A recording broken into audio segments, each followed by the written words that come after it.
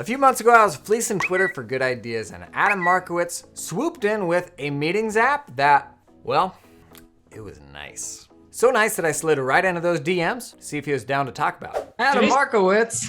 How's it going, buddy? I got the whole team, well, basically the whole team here behind me. Cool. That dog, we'll throw him out. And that's Giovanna. Giovanna's my new helper, and she is amazing, and life is good. Adam, who always holds himself out as a very not tech savvy person, shares a screenshot of this Zap path he's using for his Zoom meetings, which ticks a number of boxes for pain points that every single one of us has. But I'd love to hear kind of the story behind it, how you use it, and just kind of walking us through the steps of what it does. I've got a tech buddy who he wants to try to figure out how to set up this kind of passive income of how can I get accountants to automate their crap, basically. So he asked me one time kind of what some of my pain points were. And I told him that it was becoming a royal pain to set up an appointment, create a Zoom link, to get the Zoom link to the client, to remind the client about the appointment, to get their documents, all of these things. And he said, I can do that. And I went, you can? And that's when he introduced me to the world of Zapier. How involved were you in the process of building it? Craig got me introduced to Zapier and basically started with, go ahead and play around.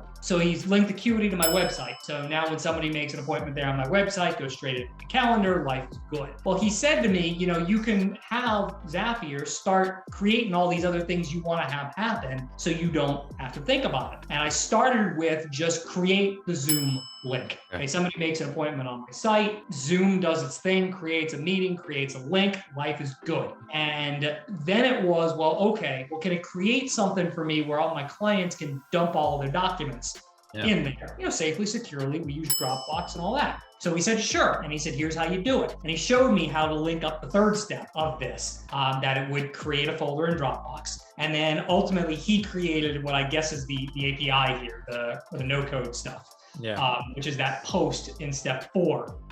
You ultimately say, well, what do you want to have happen? I said, well, when the Dropbox link gets posted, I want that link to go to the client. He said, easy, created this. And then I said, well, the next thing I would like to have happen, which I thought was going to be a separate Zap, was call that information from Zoom that was created and send it out to the client a day before and an hour before. Now it's got flaws, namely it is not smart enough to know to stop doing all of the steps when somebody cancels the appointment or changes the appointment. So what types of meetings do you use this for? Because when I'm thinking through the various meetings I have with people, there's some meetings where there's very specific docs I want to see, right? Like new client kind of stuff. You want to see their past year tax return. I basically have gone all virtual. The email that goes out instructs the clients to just upload all of their tax documents with a reminder for new clients that I need their last 2 years of tax returns. Very cool. This is really only set up with tax season in mind because I never worried about it when it wasn't tax season until recently when tax season became 365 days a year. Right.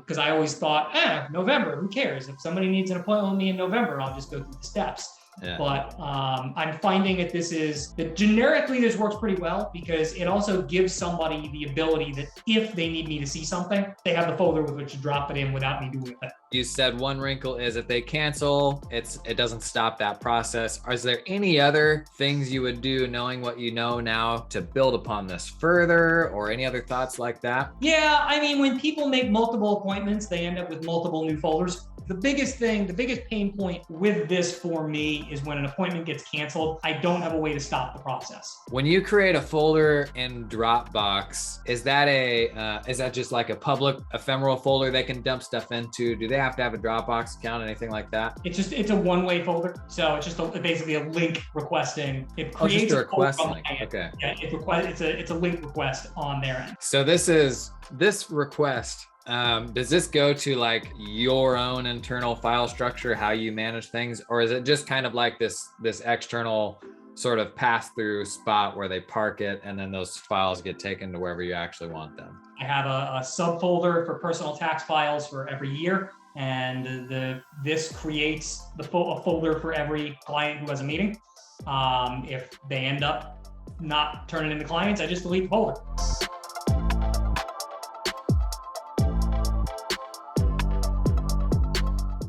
I guess that's cool, but I'm an accountant. I don't know how to make API calls, and I'm just a confused person in general. I get it. So let's start with something easy, something anyone can build, because meetings are a great use case for getting started with Zapier. So we're gonna start with something easy, but build some complexity on top of it. And by the end, we're gonna be talking some proper wizardry. It's very rare to see real magic. Okay, so what is Zapier? Zapier's an API connector. There's a number of API connectors now, but Zapier's the best one for beginners. In short, many of the cloud apps that you use expose API endpoints. These are connectors that let you push and pull data. For example, Adam uses Acuity scheduling. I'm gonna pop Acuity up here. So here's Acuity, a bunch of suggested integrations, but check out the triggers and actions down here. These are the endpoints that Zapier has integrated with Acuity. So for example, when somebody schedules a new appointment, that's a trigger that you can use. If you need to find an appointment and get details about it, that's an action you can do. These are the supported API endpoints from Zapier. And this is just for Acuity. And the real magic of Zapier is that there's thousands of cloud apps here set up just like this. You can make them do all sorts of weird stuff with each other. But let's start simple. Okay, we're making a new Zap. The way Zaps work, you always got a trigger, so something that tells it when to start, and any number of actions. So we're gonna drop Acuity in here as our trigger because we wanna build a workflow around people scheduling a new meeting with you. So we've chosen the app Acuity scheduling. Now we're gonna choose the trigger event. These are all different triggers that Acuity exposes. We're gonna pick new appointment. Continue, pick your Acuity account. This authenticates you with Acuity. And in some situations, if you have multiple accounts, then you can pick which one you actually wanna use. And we're gonna set up the trigger itself. I only have one calendar in my Acuity account, so I'm gonna pick Jason Stats. And because you can have a whole bunch of different appointment types, like 15-minute call, 30-minute Zoom, that sort of thing, you gotta select which one you want. Only thing I've got in there right now is new client discovery meeting. So I'm gonna hit continue, and then it's gonna grab a test meeting. So it's gonna look back at past meetings that have been scheduled and grab one as an example. So we'll click test trigger, and it grabbed a recent meeting with Jimmy Dean. You can see the date, the time, his email. Acuity lets you make people pay for these meetings too, so you'll see some pricing information. So these are all the data points that Acuity handed off about that meeting. So I'm gonna hit continue, and that's it for the trigger step. Now we're setting up an action step. Like I said, we're gonna start simple here. All I'm gonna do, I'm gonna send a confirmation email to my client. Most of these scheduling services will send a generic confirmation for you, but that simply won't do for me. I can write something custom, give it a little more of a personal feel. So I'm gonna use Gmail for this. You can do the same for Office 365. The action I wanna do is send an email, continue. I'm gonna pick my account, say continue. Then we set up all the specifics of the email that we wanna send. So where are we sending it to? Well, we're gonna send it to the email address that was provided to Acuity when they scheduled that meeting. So I'm gonna click in the to field, and we can type anything in here that we wanted to, but what it's gonna show down here are the variables from previous steps in your Zap. So you see first name, email, last name, all the bits that are getting passed through from this trigger step. Now we're gonna grab the email address field here, Jimmy Dean. That's what Jimmy would have put in when he scheduled. Don't need to copy anyone, don't need to blind copy. We're gonna say from my email address. You can change the from name and reply to if you want to. Subject, meeting confirmation. Let's say discovery meeting, add a little more context. So your body can be plain text or HTML. I'm a simple man. So I'm gonna say, hello, maybe even put their first name in there. Looking forward to meeting. Remember, specific important detail. Love Jason. Don't do that. Okay, I'm gonna hit continue. One other thing you can do, you can add attachments. So if this was an actual discovery call, I probably want the client to do some homework before we meet. So if I got some generic stuff that's relevant to them, would it be generic then? If I got any materials I can give them to help educate them before that meeting, absolutely attach it to the email. So I'm gonna hit continue, and then we can send a test email, test and review, and Jimmy@Dean.com just got an email. Now, if that was all we wanted to do, we could turn that sucker on and we'd be done. So this app is now toggled on, and it is patiently waiting for anyone to schedule meetings through Acuity. But let's take this to the next level. Let's add in a few of the other specifics that Adam had in his Zap. Let's give this client the ability to upload files to us before the meeting. Now the way I'm gonna enable that is I'm gonna send them a shared folder link, a place where they can put those files. So after the scheduling trigger, but before I send the email, because I wanna include the folder link in the email, we need to create that folder and generate a link. So I'm gonna hit the plus here to add an action in the middle, and you can do this with